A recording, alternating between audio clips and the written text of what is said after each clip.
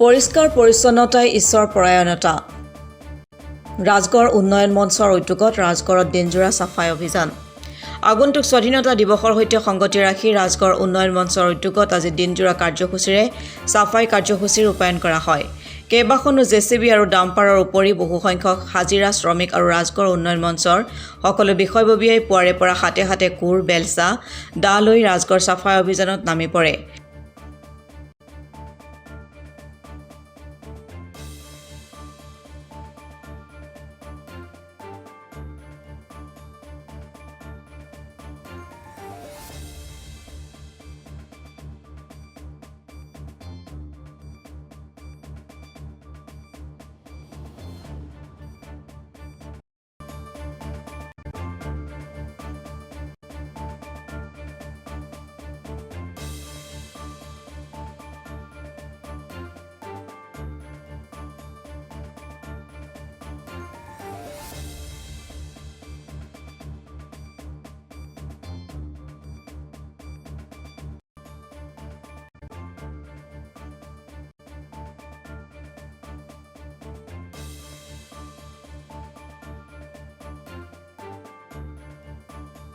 ৰাজগড় বজাৰৰ ইমূৰৰ পৰা সিমূৰলৈ সমগ্ৰ টাউন এলেকাত দিনজোৰা কাৰ্যসূচীৰে চাফাই অভিযান ৰূপায়ণ কৰা হয়। ৰাজগড়ৰ মাছ মাংসৰ বজাৰ, দৈনিক বজাৰ, সমগ্ৰ দোকানৰ সন্মুখভাগ, ৰাজগড় ভজু ৰোডৰ দোকান পোহাৰৰ সন্মুখভাগ, ৰাজগড় পেট্ৰল পাম্পৰ সন্মুখভাগ, জুৰিয়া আইথনৰ সন্মুখভাগ সম্পূৰ্ণকৈ চাফা কৰা হয়। আজি পুৱাৰ ভাগত চাফাই কাৰ্যসূচী শুভাৰম্ভ কৰে টিংখাঙৰ ৰাজহ চক্ৰ বিষয়া ডক্টৰ উপাসনা দুৱৰাই। তেখেতে চাফাই কাৰ্যসূচী শুভাৰম্ভ কৰি ৰাজগড় উন্নয়ন মঞ্চৰ পদক্ষেপক প্ৰশংসা কৰাৰ লগতে সকলো ব্যৱসায়ীকে নিজ নিজ ব্যৱসায় প্ৰতিষ্ঠানৰ সন্মুখভাগ চাফা কৰি ৰাখিবলৈ আহ্বান জনায়।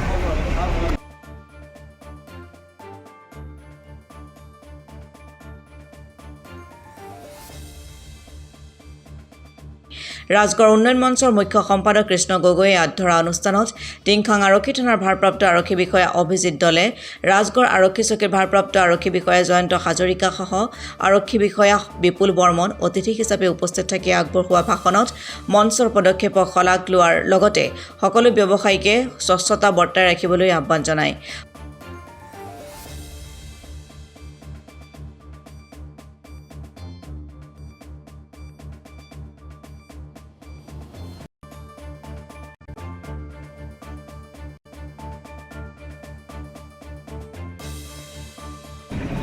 আদৰণি জনাইছোঁ, জ্ঞাপন কৰিছোঁ যে এনেকুৱা ধৰণৰ এটা কাৰ্যসূচী ৰাজগড়ত লোৱা হৈছে আৰু মই আশা ৰাখিছোঁ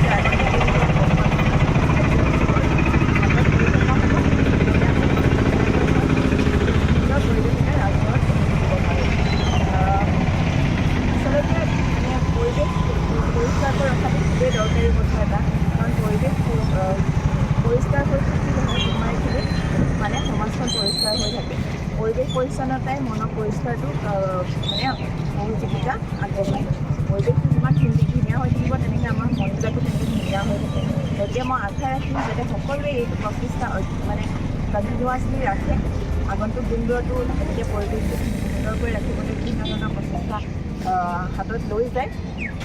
ৰাজগড় উন্নয়ন মঞ্চৰ এই পদক্ষেপ মই পুনৰবাৰ ইয়াত যিখিনি মানুহ আহি সকলো উপস্থিত হৈছে এই কাৰ্যসূচীটোৰ বাবে শুভেচ্ছা জ্ঞাপন কৰিছোঁ আৰু কাৰ্যসূচীটো সফলভাৱে ৰূপায়ণ হ'ব বুলি আশা কৰিব লাগে।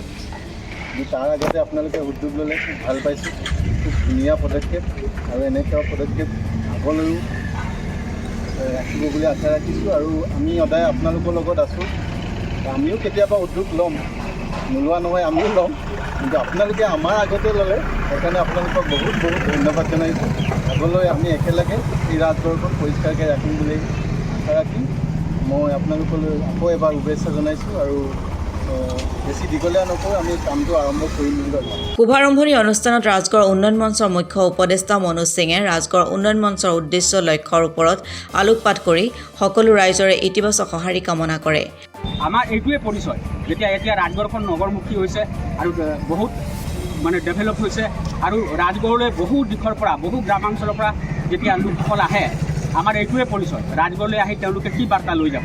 যদি ৰাজগড়খন খুব সুন্দৰ শৃংখলাবদ্ধতা এটা পৰিৱেশ তেওঁলোকে পায়, তেতিয়াহ'লে তেওঁলোকে ক'ব, নিজৰ এলেকাত গৈ ক'ব যে ৰাজগড়খন এনেকুৱা দেই, আগত এনেকুৱা আছিলে, আজিকালি এনেকুৱা। গতিকে তেওঁলোকে গৈ তেওঁলোকৰ এলেকাটো সেই পৰিৱেশটো বৰ্তাবলৈ বিচাৰিব। গতিকে এই ক্ষেত্ৰত হয় কিছু আমি কেতিয়াবা কাৰোবাৰ লগত অলপ দুই এটা কথা কাৰণে বেয়া পোৱা পুৰি হ'ব লগা হয়, কোনোবা আমাক বেয়া পায়, কিন্তু তেওঁলোকলৈ আমি অনুৰোধ জনাম যাতে ৰাজহুৱা স্বাৰ্থত আমি ৰাজগড়খন সুন্দৰভাৱে শৃংখলাবদ্ধভাৱে ৰখাৰ স্বাৰ্থত যাতে কোনেও বেয়া নাপায়। আমাৰ সকলোৰে এটাই উদ্দেশ্য, আমাৰ এলেকাটো সুন্দৰ শৃংখলাবদ্ধ কৰি ৰখা। গতিকে এই ক্ষেত্ৰত যাতে সকলোৱে সহযোগিতা কৰে আৰু আগন্তুক আমি ছেপ্টেম্বৰ মাহত যেতিয়া আমি প্ৰতিষ্ঠা দিৱস আমি পালন কৰিম, তেতিয়া আমি হয়তো আৰু নতুন কাৰ্যসূচী লৈ আপোনালোক সকলোকে আকৌ নিমন্ত্ৰণ জনাম। সেইদিনাখন আমাৰ আৰু পৰিকল্পনা হ'ব। গতিকে সেই দিনটো আপোনালোকৰ পৰা এতিয়াই মই কৈ থ'লোঁ, আপোনালোকৰ সহযোগিতাৰ আমাৰ দৰকাৰ হ'ব। গতিকে এতিয়া বিশেষ নকওঁ, আমাৰ চাফাই কাৰ্যসূচী আছে। গতিকে এই চাফাই কাৰ্যসূচী আজি আমি ভাবিছোঁ দিনজোৰা কাৰ্যসূচী আমি কৰিম বুলি ভাবিছোঁ, কি হয় নাজানো। আৰু ইয়াত আমাৰ বিশেষকৈ আমাৰ যিহেতু প্ৰশাসনিক বিষয়া আৰু বিষয়াসকল আছে, ইয়াত কিছুমান ক্ষেত্ৰত অলপ জটিলতা আছে। মানে ফুটপাথৰ ইফালে কোনোবাই আমাক তেওঁলোকে ফুটপাথৰ ওপৰতে আকৌ বাইদেউ কেইবাবাৰো আহি আমাৰ আৰক্ষী বিষয়াসকলো কেইবাবাৰো আহি সেইবিলাক চাফা কৰিলে, কিন্তু আকৌ ফুটপাথৰ ওপৰতে তেওঁলোকে সাজি থৈ দিয়া। এতিয়া ৰাতিপুৱা আহি আমি দেখিলোঁ বহুতে এতিয়া আমাক দেখি লাহে লাহে অলপ আঁতৰাইছে, কিন্তু আকৌ আমি কিবা ৰাজগড় উন্নয়ন মঞ্চৰ সভাপতি বিপ্লৱ ধাদুমিয়া, কাৰ্যকৰী সভাপতি সঞ্জয় কালৱাৰ, উপসভাপতি পবিত্ৰ শইকীয়া, যুটীয়া সম্পাদক বাবলু কোচ, মনোজ কুমাৰ শ্বাহ, ভাইকন হাজৰিকা, মন্টু শইকীয়াকে প্ৰমুখ্যে কৰি মঞ্চৰ সকলো বিষয়ববীয়াই চাফাই কাৰ্যসূচীত অংশগ্ৰহণ কৰে। চাফাই কাৰ্যসূচীত স্থানীয় আৰক্ষী প্ৰশাসনে সহযোগিতা আগবঢ়ায়। এক বিশেষ লক্ষ্য আৰু উদ্দেশ্য লৈ এটা বছৰ পূৰ্বে ৰাজগড় উন্নয়ন মঞ্চ নামেৰে এখন সমিতি গঠন কৰা হৈছিলে আৰু ইতিমধ্যে ৰাজগড় উন্নয়ন মঞ্চই বৃহত্তৰ অঞ্চলটো টিংখাং সমষ্টিৰ মুখ্য কেন্দ্ৰস্থল, যিহেতু ব্যৱসায় বাণিজ্য সাহিত্য সংস্কৃতিকে ধৰি শিক্ষাকে ধৰি বিভিন্ন শিক্ষানুষ্ঠানৰ যিহেতু মুখ্য কেন্দ্ৰস্থল ৰাজগড়, আৰু ৰাজগড় চহৰখন পৰিষ্কাৰ কৰি ৰখাটো সকলোৰে দায়িত্ব। আৰু সেই হেতুকে আমি ৰাজগড় উন্নয়ন মঞ্চই বিভিন্ন সময়ত পদক্ষেপ গ্ৰহণ কৰি অহা হৈছে। তাৰ অংশস্বৰূপে আজি পুৱাৰ পৰা আচলতে কেইবাখনো JCB ডাম্পাৰ লৈ এক চাফাই অভিযান কৰা হৈছে, যাতে কোনো ধৰণৰ এটা অপৰিকল্পিত ব্যৱস্থা যাতে ৰাজত নহয়, তেনেধৰণৰ সম্পূৰ্ণ এটা শৃংখলিত ব্যৱস্থা কৰিবৰ বাবে প্ৰশাসনে পূৰ্ণ সহযোগিতা আমাৰ আগবঢ়াইছে। আৰু যিসমূহ ব্যৱসায়ী আচলতে কিছুমান ফুটপাথ ব্লক কৰি বা ৰাস্তাত জাবৰ জোথৰ পেলাই ৰাখিছিলে, সকলোকে তেওঁলোকক বুজাই দিয়া হৈছে যে ৰাজগড়খন পৰিষ্কাৰ কৰি ৰাখিব লাগে। আৰু বিভিন্ন যিহেতু ৰাজগড়খন এতিয়া মুখ্য কেন্দ্ৰস্থল হৈ পৰিছে, বিভিন্ন জেগাৰ পৰা আহি ইয়াত ৰাইজ সমবেত হয়, যাতে এটা পৰিষ্কাৰ পৰিচ্ছন্নতা পৰিৱেশ সৃষ্টি হয়, তাৰ বাবে ৰাজগড় উন্নয়ন মঞ্চই বিভিন্ন পদক্ষেপ গ্ৰহণ কৰি অহা হৈছে। তাৰ অংশস্বৰূপে আজি চাফাই অভিযান হৈছে আৰু ৰাইজৰ যথেষ্ট সঁহাৰি আমি লাভ কৰিছোঁ।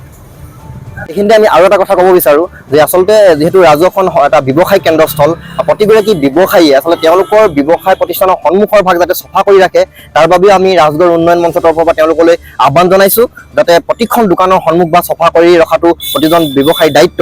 সেয়েহে আমি মঞ্চৰ তৰফৰ পৰা তেওঁলোকলৈ বিনম্ৰ অনুৰোধ জনাইছোঁ যাতে পৰৱৰ্তী সময়ত যাতে এনেধৰণৰ পৰিৱেশ সৃষ্টি নহয় আৰু এটা সুন্দৰ পৰিৱেশ তেওঁলোকে বৰ্তাই ৰাখে, তাৰ বাবে আমি আহ্বান জনাইছোঁ।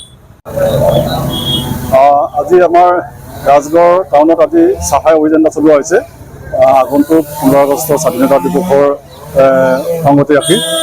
আৰু ইয়াৰ আগতেও আমি ইয়াত চাফাই অভিযান চলাই থাকোঁ, কিন্তু মাজে মাজে মানুহবিলাকে লেতেৰা কৰে কাৰণে এইবাৰ আকৌ ৰিপিট কৰা হৈছে আমাৰ এই কামটো। আৰু আজি আমাৰ যিটো এই চাফাই অভিযান চলি আছে, ইয়াত আমাৰ ৰাজগড়ৰ যিখিনি প্ৰশাসনিক বিষয়া আছে তেখেতলোকে আমাৰ সম্পূৰ্ণ সহযোগিতা আগবঢ়াইছে। ৰাজগড় চাৰ্কুল অফিচৰ আমাৰ চাৰ্কুল অফিচাৰ উপখনত দুৱা বাইদেৱে আমাক সহযোগ কৰিছে। টিংখাং থানাৰ OC দলে ডাঙৰীয়া আমাৰ লগত আছে।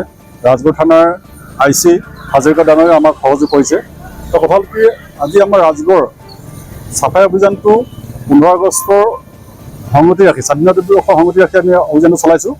আজি চাৰ্কুল অফিচাৰ বাইদেৱে আমাক দুটামান কথা কৈ গৈছে যে আমাৰ বহুদিনীয়া এটা সমস্যা আছে ইয়াত, ডাম্পিং গ্ৰাউণ্ডৰ যিটো সমস্যা, আমাৰ যিবিলাক জাবৰ জোঁথৰ ওলাই ইয়াত, এইটো পেলাবৰ কাৰণে যিটো সমস্যা আছিলে, কিন্তু আজি বাইদেৱে এটা কথা কৈ গৈছে যে ৰাজগড় এৰিয়াতে এটুকুৰা মাটি ইতিমধ্যে চৰকাৰৰ ফালৰ পৰা আমন্ত্ৰণ খুব সোনকালে দিব বুলি কৈছে আমাক, আৰু তাৰ বাবে আমি খুব আশাবাদী।